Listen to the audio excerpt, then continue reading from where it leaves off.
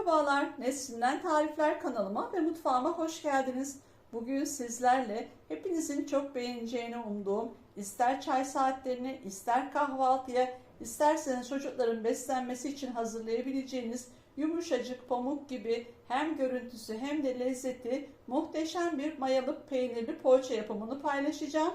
Şimdi yapımına geçelim. Yoğurma kabımızın içerisine 1 su bardağı ılık su, 200 mililitrelik bardak ölçüsüyle 1 su bardağı da sütü alalım. Sütümüz de yok arkadaşlar. İçerisine 2 yemek kaşığı toz şeker, 1 paket de instant mayamızı alalım ve iyice karıştıralım. 5 dakika mayamızın aktifleşmesi için bekleyelim. Mayamızı 5 dakika aktifleşmesi için beklettik. İçerisine 1 su bardağından 1 parmak eksik zeytinyağı kullanıyorum ben. Ayçiçek yağı da olabilir. 1 adet üzerine sarısını ayırdım. İçine de beyazını ilave ediyorum. Yumurtamızı koyuyorum. Ve tekrar şöyle güzelce bir karıştırıyorum. Şimdi artık yavaş yavaş unumu ilave etmeye başlıyorum. Birazını alıyorum. 200 mililitrelik bardak ölçüsüyle söyleyeceğim. 6 bardak hazırladım şu anda. Eksik veya fazla olduğunu söyleyeceğim. 1,5 tatlı kaşığı da tuzumu ilave ettim. Önce spatulamla karıştırıyorum. Daha sonra da elle yoğurmaya geçeceğim. Unumun bir bölümünü kattım. Şimdi biraz daha ilave ediyorum. Ve spatulamı çıkarıp elle yoğurmaya geçiyorum. Ununuzu arkadaşlar her zaman kontrollü ilave edin. Yavaş yavaş aldıkça o şekilde katarak devam edin. Çünkü unların markasına göre, kalitesine göre farklılık gösterebilir. Birden koyarsanız tam istediğiniz kıvamı yakalayamazsınız. 6 su bardağı un tam geldi arkadaşlar. Hiç ekstra un ilavesi yapmadım. Kıvamını da görüyorsunuz. Şöyle şimdi bir güzelce önce bir yoğuracağım. Tam bir toparlansın. Hamurumu 1 dakika yoğurdum. Üzerine de şimdi 50 gram oda sıcaklığında tereyağım var. Şimdi bunu da ilave edip tekrar yoğuracağım. Şöyle güzelce önce bir yedirin. Şöyle 1-2 dakika güzelce yağımız eriyene hamurla özleşene kadar yoğuralım. Bu çok güzel bir kıvam ve doku veriyor poğaçalarımıza. 5 dakika çok güzel bir şekilde yoğurdum. Bakın ne un ilave ettim ne bir şey. Tekrar çok güzel bir şekilde toparlandı. Bu çok önemli. Kesinlikle un ilavesi yapmayın. Yoğurdukça hamurunuz çok güzel bir şekilde toparlanacak. Bakın harika bir hamur oluyor. Şöyle göstermek istiyorum. Bakın yumuşacık ama hiç ele yapışmıyor. Harika bir hamurumuz oldu.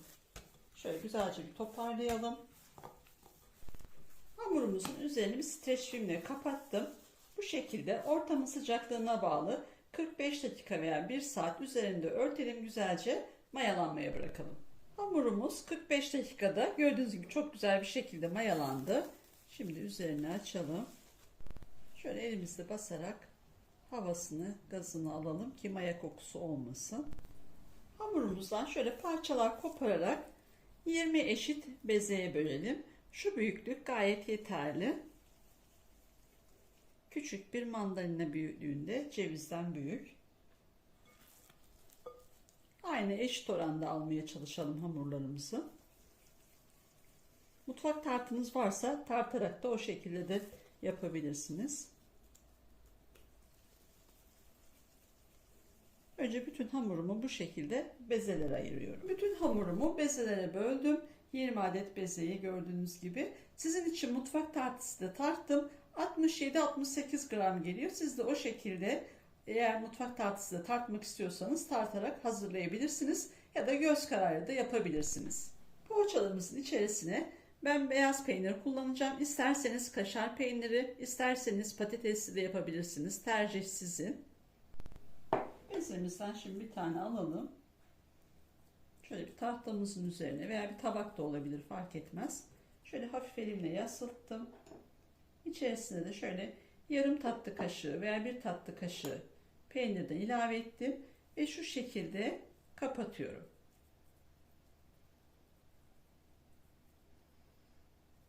Ortasını çok iyi kapatın ki peynir akmasın tepsiye. Ve şu şekilde şekil vererek tepsime diziyorum.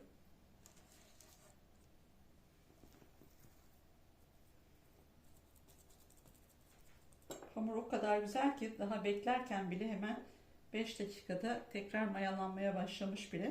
O kadar güzel. Şöyle kapatalım. Ve ters çevirip tepsimize dizelim. Şimdi bütün bezelerimi bu şekilde peynirlerin içine koyarak şekil verip tepsime diziyorum.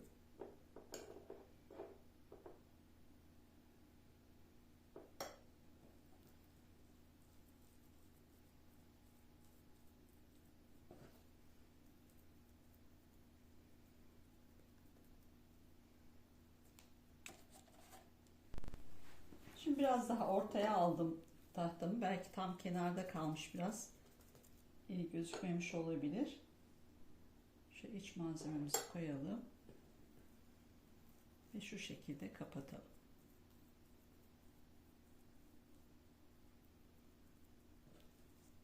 Gördüğünüz gibi şekil vermekte çok kolay.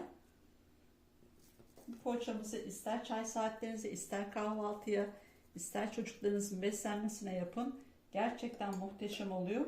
Mutlaka denemenizi tavsiye ederim. Yorumlara da yazarsanız çok sevinirim. Denerseniz, benimle paylaşırsanız.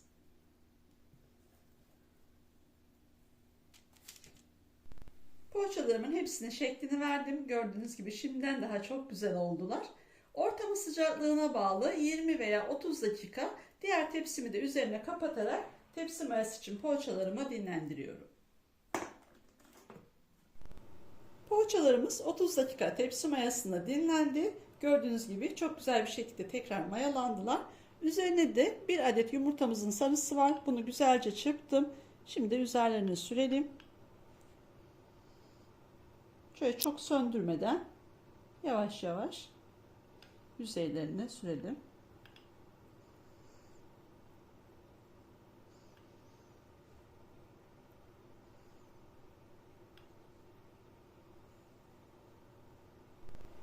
Şimdi üzerlerine susam atacağım. Susam veya çörek otu da olabilir. Yumurta sarısı arkadaşlar bir tane yetmedi. İkinciyi de kullandım.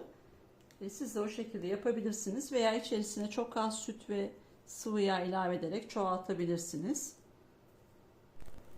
Poğaçalarımız artık fırına gitmeye hazır. Önceden ısıtılmış alt üst ayar 180 derecede pişmeye gönderiyorum.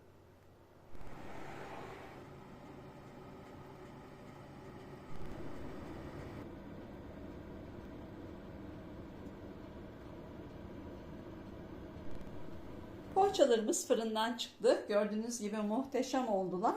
Nar gibi kızardılar. Benim fırınımda 35 dakikada pişti ama bu her fırına göre farklılık gösterebilir. Bu şekilde olduğunda kendi fırın performansınıza göre ayarlayabilirsiniz. Poğaçalarımın ilk sıcaklığı çıkması için 5 dakika ılımaya bırakıyorum. Poğaçalarımız 5 dakika dinlendi. Şöyle yumuşaklığını da göstermek istiyorum. Gördüğünüz gibi harika oldu. Hem görüntüsü hem de lezzeti gerçekten muhteşem. Umarım sizler de dener ve yorumlarınızı benimle paylaşırsınız. Şöyle yakından da göstermek istiyorum. Altı üstü harika bir şekilde kızardı. Muhteşem bir poğaça.